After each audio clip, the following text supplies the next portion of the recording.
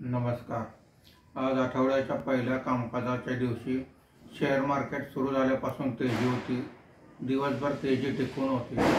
आज मार्केट बंद होताना सेन्सेक्स हा 411 पॉईंटने वाढून 84,363 वर बंद झालेला आहे.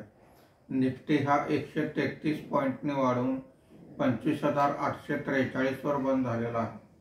आजच्या कामकाजामध्ये BSE एनर्जी इंडेक्स सर्वात जास्त म्हणजे 1.48% वर आहे. BSE टेलिकॉम इंडेक्स 1.22% वर आहे. BSE mid cap index 0.72%, BSE small cap index 0.59% वर आहे. आजच्या कामकाजामध्ये निफ्टीमध्ये वाढलेले मुख्य शेअर्स पुढील प्रमाणे: Cipla 3.90%, Reliance industries 3.53%, Shriram finance 2.73% अशी वाढ आहे.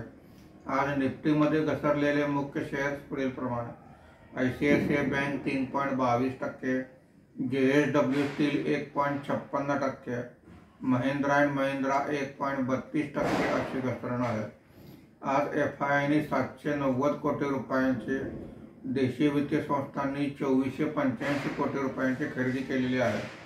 रुपयाच्या दरात 5 पैशाची मजबूती झाली असून मार्केट बंद होताना रुपयाचा दर हा 87 रुपये 93 पैसे प्रति डॉलर असा होता.